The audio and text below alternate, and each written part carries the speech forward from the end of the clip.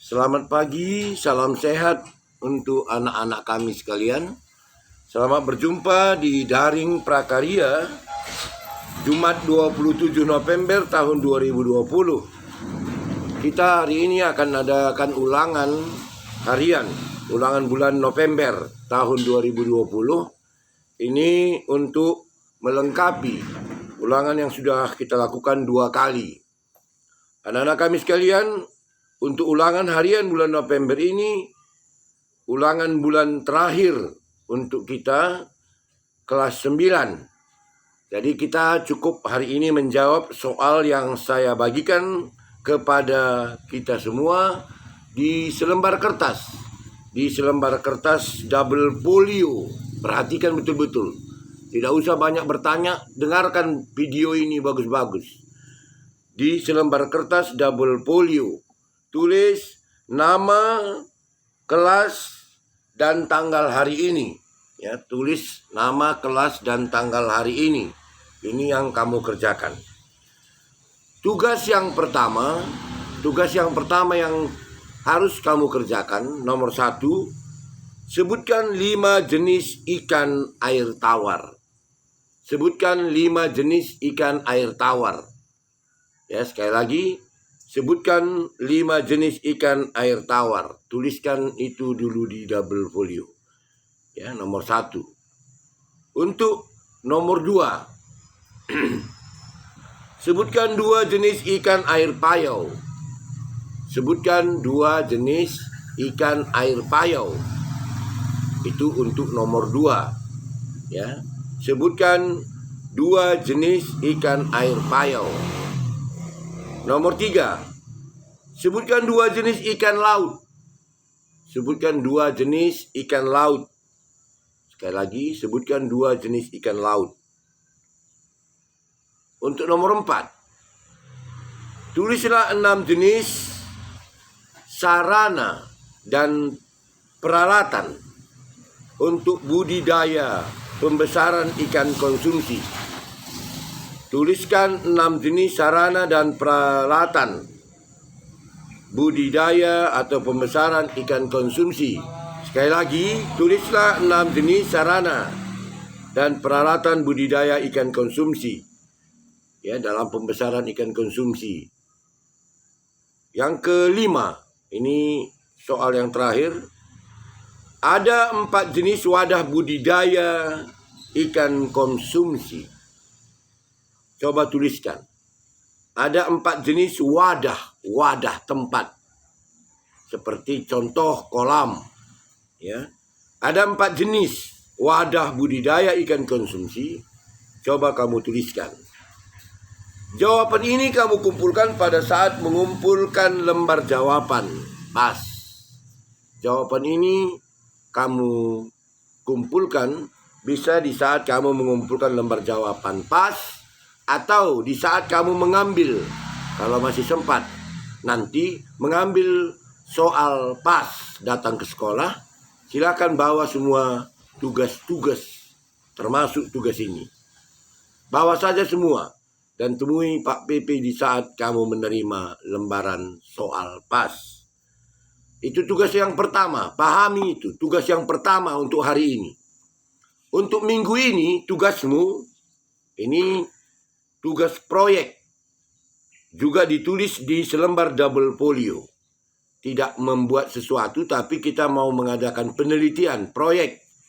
Yaitu, perhatikan, tugas ini adalah jika ada tempat budidaya ikan konsumsi di sekitar rumahmu, atau kalau tidak ada budidaya ikan konsumsi atau tidak ada kolam di sekitar rumahmu, silakan ya, cari di sekitarmu, ya, tapi jangan terlalu jauh. Ya, kalau tidak ada, carilah informasi ini dari buku-buku, atau dari media-media, atau dari YouTube. Silakan cari.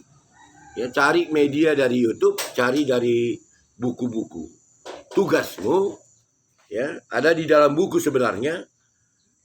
Apa jenis wadah budidaya yang digunakannya? Sekali lagi, apa jenis wadah budidaya yang digunakan. Nomor 2 atau B, bagaimana desain dan konstruksi budidaya itu?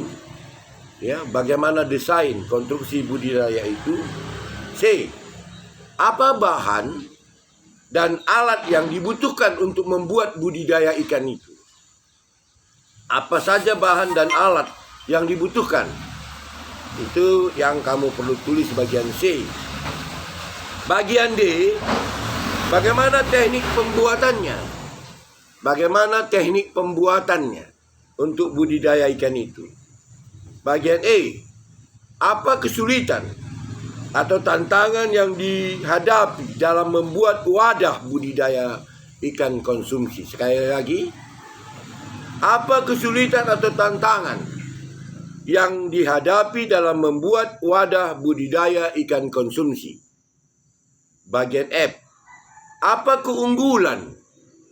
Apa keunggulan dan apa pula kelemahan dalam budidaya yang kamu amati itu? Proyek yang kamu buat itu, yang kamu lihat itu, apa keunggulannya? Apa pula kelemahannya?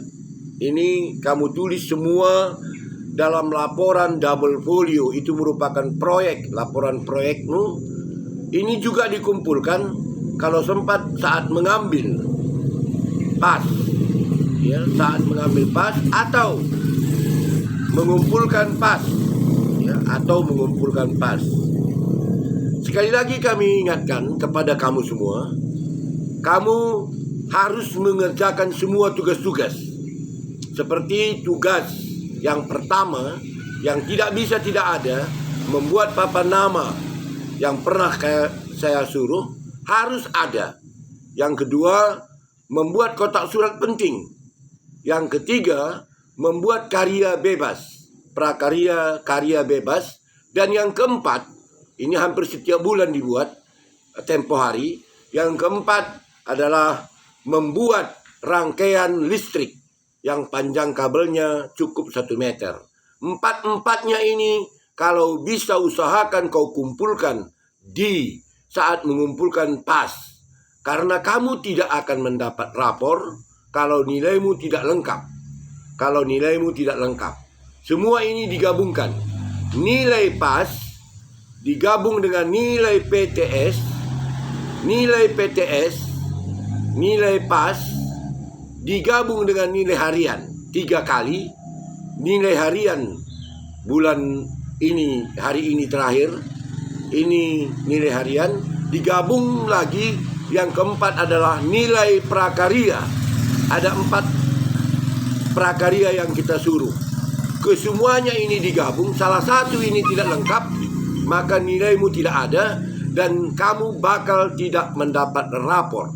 Bukan hanya bidang studi prakarya, tapi semua bidang studi. Ini keputusan rapat Dewan Guru dengan kepala sekolah semalam. Jadi kamu bisa saja terancam tidak dapat rapor kalau tidak mendapat tugas, kamu tidak mengumpulkan tugas-tugas harianmu, baik tugas pekerjaan prakarya maupun PTS maupun penilaian tengah akhir semester PAS. Semua harus ada. Ini informasi yang kami sampaikan khusus kamu kelas 9 yang mau menyelesaikan sekolah pelajaranmu harus lengkap. Karena ini akan dikirim semua nilainya ke Jakarta, Dapodik. Nah, ini yang kami sampaikan pada pagi hari ini. Selamat bekerja. Jika ada yang kamu kurang jelas, silakan tanyakan. Salam sehat. Tetap di rumah saja menyelesaikan tugas-tugasmu. Terima kasih.